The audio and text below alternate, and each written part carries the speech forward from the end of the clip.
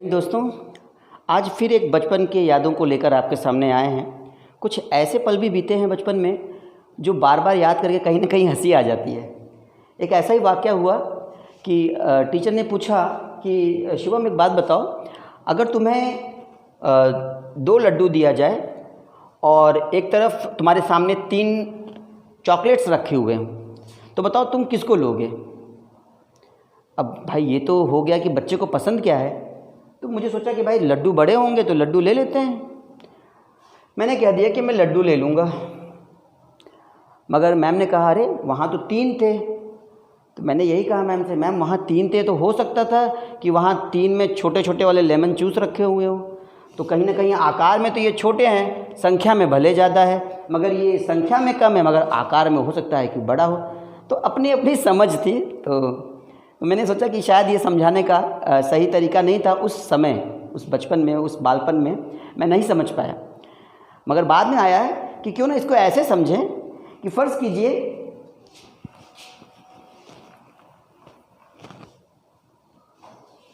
और ये सारा कहानी किस लिए हुआ तो जानते हैं? कुछ ऐसे सिंबल्स थे जिसको याद करना बहुत ज़रूरी था उस समय। जी हाँ, वो सिंबल्स कुछ इस तरीके से दिखते थे जिन्हें आपने भी देखा होगा। लेस देन, ग्रेटर देन, बराबर यानी इक्वल टू, ये जो चिन्ह हैं एकदम से कंफ्यूज करते थे कि आखिर कौन सा चिन्ह किस तरफ लगेगा। जैसे अगर ये कहा जाए कि एक तरफ 12 है और एक तरफ 13 है, तो बताओ कौन सा चिन्ह लगेगा। इन तीनों में से इसका तो समझ में आ जाता है जब दोनों अंक बराबर हो, यानी कि 12 इधर भी हो 12 इधर भी हो, तो यानी कि दोनों अंक बराबर हैं, तब तो समझ में आ रहा था। मगर इन दोनों को लेकर मन में इतना कन्फ्यूजन कि समझ में आना एक तरफ से हमारे लिए मुश्किल था। तो आखिर याद कैसे किया गया? इंग्लिश मीडियम के बच्चे खास करके जिन्हें समझ में थोड़ी सी दिक्कत आती है वो कुछ ना कुछ ट्रिक यूज़ करते हैं। तो जैसे लेसर देन, अगर बात हो रहा है कि लेसर देन है, तो उसमें हमने एल का रूप लिया कि अगर ये हुआ एल का रूप, तो एल का रूप हम लगा देंगे जिस तरफ कम होंगे। तो भैया ये कम है तो हमने ये लगा दिया, इसकी तरफ कर दिया ऐसे। मगर ये कॉन्सेप्ट भी कहीं ना कहीं दिमाग में चल रहा था कि यार सही से नहीं बैठ पा रहा है, कुछ याद नहीं हो रहा है, क्योंकि कहीं ना कहीं ग्रेटर देन छूट रहा था। ऐसा करते हैं, कुछ ऐसा वो लेकर आते हैं जो हमेशा यूनिवर्सल रहे, याद ही, मतलब टेंशन ही ना रहे कि हम भूल जाएंगे। क्या किया गया ये देखिए। अमूमन आदमी कोशिश करता है कि बड़ा चीज़ पाए, उसकी जो भूख होती है वो बड़ी होती है।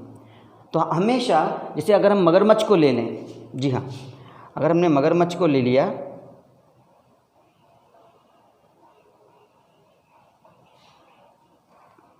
हमने एक मगरमच्छ ले लिया और मगरमच्छ को कहते हैं भैया ये क्या, कौन सा चीज़ खाएगा सबसे पहले, ठीक ना, ये कौन सा चीज़ सबसे पहले खाएगा। तो कुछ स्वाभाविक सी बात है, मगरमच्छ बड़े चीज़ के लिए सबसे पहले जाएगा और छोटी चीज़ के लिए सबसे लास्ट में जाए। तो मैंने यही सोचा कि भाई ये जो निशान है मुंह खोलने का, ये सबसे बेहतरीन तरीका है। जो बड़ी चीज़ है उसको सबसे पहले प्राप्त करने का कोशिश किया जाएगा। तो यहाँ पर 13 बड़ा है, इसीलिए ये जो मुंह खुला है ये 13 की तरफ खुला रहेगा।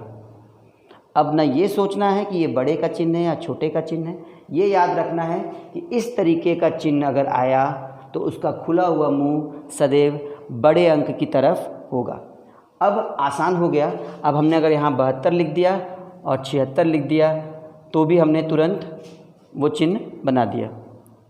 इसके अलावा अगर हमने 83 और 54, तो हमें पता है कि 83 बड़ा है, 83 बड़ा है, तुरंत इसकी तरफ मुँह खुल गया। अब बच्चों के लिए ये आसान हो गया इन चिन्हों को समझना, याद करना। देखिए छोटी चीज़ें हैं, बस फ़र्क क्या है कि हम उसे याद कैसे करते हैं, याद किस तरीके से उसे हम रखते हैं अपने जीवन में। तो ये वो साइंस हैं जो कहीं ना कहीं बच्चों को बहुत कंफ्यूज करते हैं। देखिए हमारे आपके लिए बहुत आसान है, मगर एक बच्चे के लिए थोड़ा सा टफ़ है याद करना। तो हमें बच्चों को पढ़ाना है तो बच्चों के स्तर पर जाना होगा, बच्चों की दुनिया में जाना होगा और वहाँ जाकर उनके जैसा सोचना होगा और तब समझना होगा कि आखिर वो किस भाषा में समझेंगे। तो उन्हें मगरमच्छ अच्छा लगेगा, उनको चिड़िया अच्छी लगेगी, वो चाहेंगे तो ये इसको चोंच बना के भी पढ़ने का कोशिश करेंगे, हमें कोई दिक्कत नहीं है।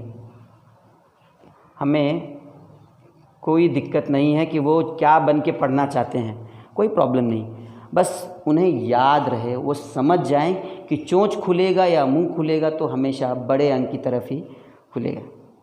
तो एजुकेशन ऐसा हो कि बच्चे इंटरेस्टिंग मोड में पढ़ें, एंटरटेन्ड होकर पढ़ें, ना कि बोझ समझ के पढ़ें।